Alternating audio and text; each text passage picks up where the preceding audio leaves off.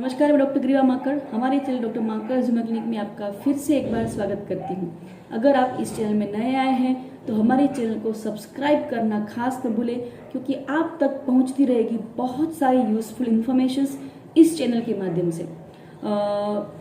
एक बहुत सारे पेशेंट्स हमको पूछते रहते हैं कि मेरा बच्चा एकदम से एंग्री हो जाता है, इरिटेबल बन जाता है, उसका ज़रा सा भी कुछ काम करने में या पढ़ाई करने में ज़रा सा भी ध्यान नहीं रहता, वो एकदम इनअटेंटिव हो जाता है।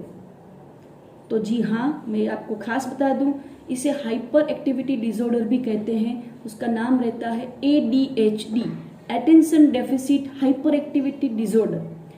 ये जो कंडीशन है वो न्यूरो डेवलपमेंटल इश्यू रहता है बच्चों में, और काफ़ी हद तक बच्चों में ये कंडीशन नॉर्मली पाई जाती है। और ये जो कंडीशन है वो hyper activity, simple hyper active, जैसे हम कहते हैं कि मेरा बच्चा हाइपर एक्टिव है, बहुत सारे पेशेंट्स में ये भी कहते हैं कि हाइपर एक्टिव है मेरा बच्चा।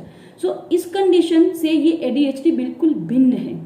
हाइपर एक्टिविटी डिसऑर्डर जो पूरा जो ADHD है वो एक बड़ा सा अलग ही एक सेट ऑफ सिंड्रोम बच्चों में पाया जाता है, और उसको जो टैकल करने में एक अलग लेवल की एनर्जी चाहिए, अलग लेवल का पेरेंटिंग स्किल्स चाहिए। तो ये ADHD क्या है उसके बारे में हम पूरी जानकारी आपको देंगे।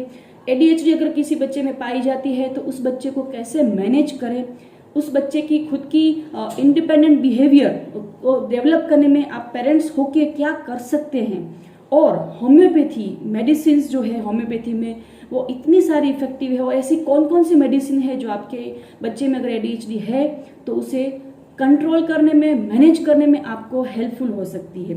ये सारी डिटेल्स हम और वीडियो में भी बात करते रहेंगे, बट इस वीडियो में मैं आपको खास समझाना चाहती हूँ कि what is actually an ADHD, और ADHD किस तरीके से पाया जाता है बच्चों में, क्या ऑब्जर्व करते हैं, राइट, और किस तरीके के ADHD को सिम्टम को हम मैनेज भी कर सकते हैं। तो पहले ADHD समझना पड़ेगा हमको।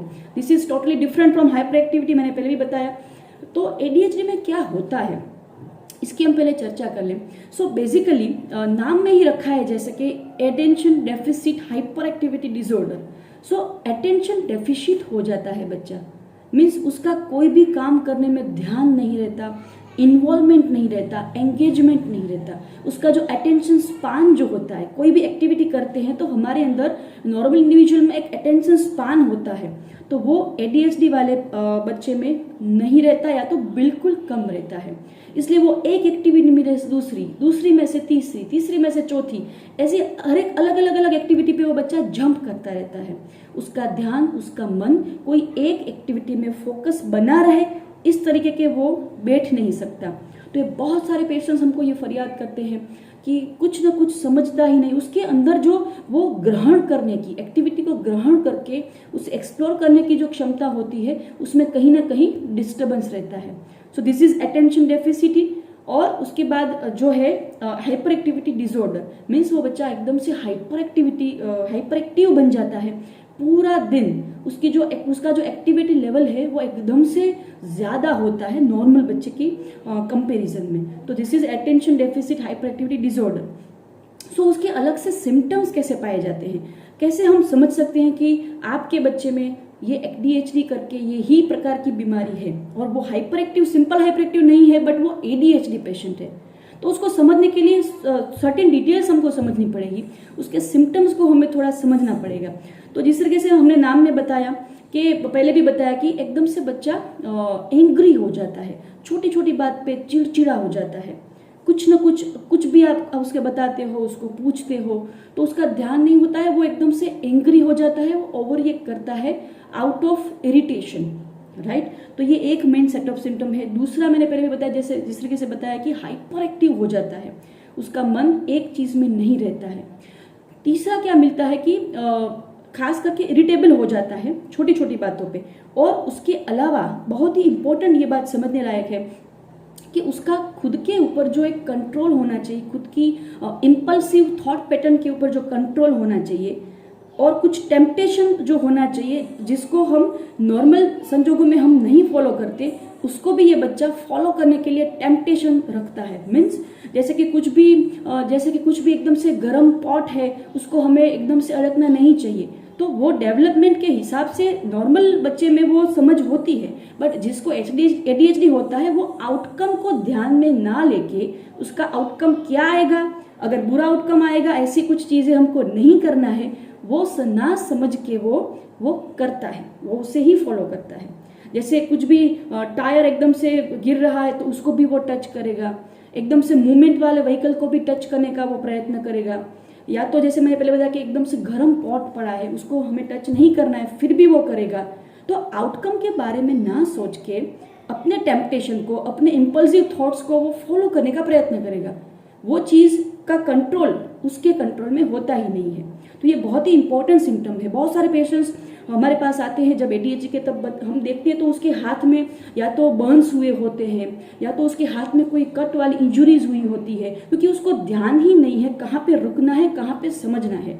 तो ये एडीएचडी में खास सिम्टम पाया गया है। बहुत सारे पेशेंट्स को ऐसा भी होगा कि नहीं मेरे बच्चा मेरे एकदम हाइपर एक्टिव है, वो दिन भर कुछ ना कुछ करता रहता है, तो वो एडीएचडी नहीं है।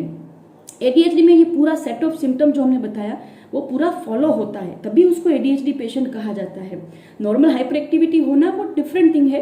तो ये बात, ये जो भेद रेखा है वो हमको खास समझनी है एज अ पेरेंट, क्योंकि नॉर्मल हाइपर एक्टिविटी और एडीएचडी में ये जो फर्क है उसे समझ के उसको टैकल करना है। और दूसरी बात की, बहुत सारे पेरेंट्स को ये भी एक चिंता रहती है कि किस तरीके से मैनेज करें। तो उन सबको मैं एक बात खास बता दूं कि जो ये एडीएचडी पेशेंट जो होता है बच्चा, उसकी एनर्जी जो है, उसका एनर्जी लेवल बहुत ही ज्यादा होता है। हाइपर एक्टिविटी सतत वो करता रहता है बच्चा, तो ये एनर्जी लेवल को हमें चैनलाइज करना है कुछ अच्छी प्रोडक्टिव फ्रूटफुल एक्टिविटी साइकिल में, कुछ ना कुछ तरीके से। तो ये सब मैनेजमेंट कैसे करना है उसके लिए हमारा अलग वीडियो बनेगा, वो आप देखते रहना। और उसको कंट्रोल करने के लिए जो होम्योपैथिक मेडिसिन कौन कौन सी है वो भी मैं एक वीडियो में बताऊंगी आपको, वो भी आप खास देख लेना। तो ये बात हो गई सब एडीएचडी के बारे में। ये पूरा सेट ऑफ सिम्टम हमने आपको समझाया। बहुत सारे पेशेंट्स को ये बहुत क्वेरी रहती है कि इस तरीके से क्या मैनेज करें। तो मैं आपको ब्रीफ में बता दूं, होम्योपैथी का जो रोल है वो बहुत ही इंपॉर्टेंट रहता है एडीएचडी के बच्चे को मैनेज करने में और एडीएचडी को आगे न बढ़ा देने में। और एडीएचडी में जैसे मैंने कि फुल ऑफ एनर्जी वाला बच्चा रहता है, तो उसकी एनर्जी को चैनलाइज करने के लिए होम्योपैथी सिस्टम जो है वो बहुत ही हेल्पफुल साबित हुई है अब तक। और there are so many examples, हमारे पास तो ही और भी होम्योपैथ के पास होंगे ऐसे एग्जाम्पल्स, पर हमने बहुत सारे पेशेंट का एक्सपोजर देखने के बाद मैं आपको ये बता रही हूँ कि बहुत ही अच्छा उपाय होता है होम्योपैथिक ट्रीटमेंट से। हमें बेसिकली क्या करना है अगर पेशेंट को, अपने बच्चे को एडीएचडी है तो फर्स्ट ऑफ ऑल एक नॉर्मल बिहेवियरल थेरापी जो होती है उसको हमें फॉलो करवाना है। और दूसरा करना पड़ता है कि एकदम से सेफ मोड ऑफ ट्रीटमेंट हम अप्लाई करें जो उसके ब्रेन को, उसके मन को किसी प्रकार का डैमेज ना करे और नेचुरली ही उसका जो इम्बैलेंस है उसको रिदम में लाने के लिए थोड़ा पुश दे। तो ऐसी normal and natural mode of therapy हमें अप्लाई करनी है। और सबसे अबोव मीन्स सबसे ऊपर जो है वो है बेस्ट हो सके उतना आइडियल पेरेंटिंग, उस बच्चे को मैनेज करने के लिए। क्योंकि अगर हम रीजन की मैं बात करूं, ये बात मैं लास्ट में बता रही हूँ, क्योंकि पॉजिटिव फैक्टर्स की अगर मैं बात करूं तो खास करके हमें ये समझना है कि जनरली तो उसका कोई एकदम से रीजन नहीं पाया गया है। पहला रीजन हम कह सकते हैं कि आनुवंशिक है, अगर घर में किसी को है तो अगली पीढ़ी में भी आ सकता है एडीएचडी। दूसरा रीजन है एनवायरमेंटल एक्सपोजर।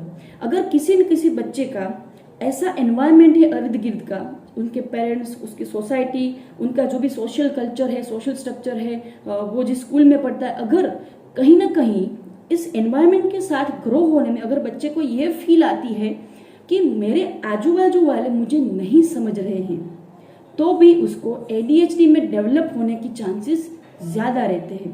तो ये सारे फैक्टर्स। उसके अलावा अगर मदर में भी प्रेगनेंसी के दौरान कुछ हिस्ट्री है, कुछ लेड पॉइजनिंग की अगर हिस्ट्री है तो भी हो सकता है। बेबी प्री टर्म डिलीवर हुआ है तो भी हो सकता है। But this are the factors कि वो एकदम से प्रूवन नहीं है। This are the chances of getting a child being ADHD in future. तो ये सारी बात होगी पॉजिटिव फैक्टर के बारे में। तो ये सारी ब्रीफ हो गई, एडीएचडी किस तरीके से हुआ, क्या डेवलपमेंट है, हाइपर एक्टिविटी से वो कैसे भिन्न है और किस तरीके से मैनेजमेंट के लिए बारे में एज अ पेरेंट हमको सोचना चाहिए। और भी सारे वीडियोस बनते रहेंगे। आपको कोई कमेंट है, आपको कुछ सजेशन चाहिए, आपको कुछ पूछना है, कोई ना कोई क्वेरी अगर आपके मन में रहती है, अगर आपको लगता है कि आपका बच्चा भी ADHD हो सकता है और आपको इस बारे में ज़्यादा जानना है, तो ये सारी डिटेल्स के बारे में आप हमें इस कमेंट सेक्शन में भी बता सकते हो, पूछ सकते हो। हमारे व्हाट्सएप नंबर में भी आप कुछ भी चीज़ पूछ सकते हो, हमको डायरेक्टली कॉल करके भी आप जानकारी ले सकते हो, राइट। तो हमारे और भी वीडियोस देखते रहिएगा और अब तक के लिए धन्यवाद।